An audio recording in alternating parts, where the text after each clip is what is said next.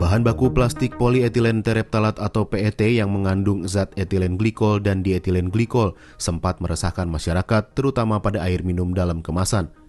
Dengan beberapa peraturan dan regulasi, sejauh mana perlindungan dan pengawasan pemerintah pada kemasan air minum? Mengacu Peraturan Badan Pengawas Obat dan Makanan Nomor 20 Tahun 2019 tentang kemasan pangan, pada pasal 3 disebutkan setiap orang yang melakukan produksi pangan dalam kemasan harus menggunakan kemasan pangan yang tidak membahayakan kesehatan manusia. Adapun zat kontak pangan yang diizinkan dengan ketentuan persyaratan batas migrasi dan tanpa persyaratan migrasi. Adapun migrasi merupakan proses perpindahan suatu zat dari bahan pembentuk kemasan pangan ke dalam produk makanan. Migrasi ini dapat memberikan dampak terhadap kualitas produk yang dikemas dan kesehatan manusia. Ahli toksikologi kimia Budiawan menjelaskan terkait etilen glikol dan dietilen glikol yang merupakan zat beracun.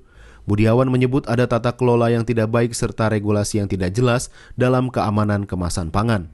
Yang namanya etilen glikol atau propilen glikol dan sebagainya itu sebenarnya bahan kimia kan. Tadi sudah katakan itulah bahan kimia. Jadi bahan kimia pada dasarnya, pada prinsipnya dia memang memiliki sifat bahaya, ya. Dan kemudian sifat bahaya ini adalah bagian dari sifat intrinsiknya dia, tapi juga bahan kimia juga bermanfaat ya bagi kehidupan kita.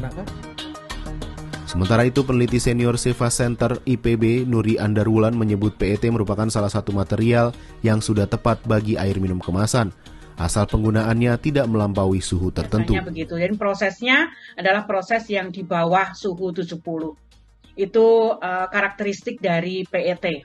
Nah, berhubungan dengan keamanannya, plastik ini merupakan polimer yang dibuat dari salah satu senyawanya adalah etilen glikol yang saat ini menjadi hot issue di obat. Ini tidak ada residunya di PET, sehingga dapat dikatakan bahwa etilen glikol sebagai bahan baku untuk membuat plastik ini semuanya dalam arti terpolimerisasi dalam senyawa PET. Berdasarkan Peraturan Kementerian Perindustrian Nomor 24 Tahun 2010 tentang pencantuman logo pangan dan kode daur ulang kemasan plastik, PET memiliki kode nomor 1 yang berarti hanya bisa digunakan sekali pakai. PEHD memiliki kode nomor 2 yang berarti hanya dapat digunakan sekali pakai. PVC dengan kode V merupakan plastik yang sulit didaur ulang dan berbahaya. LDPE dengan kode 4 berarti sulit dihancurkan namun tetap baik untuk tempat makan. PP dengan kode 5 berarti pilihan terbaik untuk bahan plastik penyimpan makanan dan minuman. PS dengan kode 6 berarti pemakaiannya harus dihindari. Polikarbonat dengan kode 7 berarti penggunaannya perlu diwaspadai karena mengandung bisphenol A atau BPA yang dapat menyebabkan gangguan pada sistem endokrin. Hal ini juga yang jadi sorotan Yayasan Layanan Bantuan Hukum Indonesia. YLBHI menyebut BPOM memiliki tanggung jawab untuk melindungi konsumen. Hingga kini Kementerian Perindustrian mencatat ada 657 perusahaan yang bergerak di bidang produksi air minum dalam kemasan, di mana sepanjang 2021 produksinya mencapai 30,8 miliar liter dengan omset hingga 250 triliun rupiah. Kemenperin bersama BPOM mengatur regulasi dan juga standar air minum kemasan.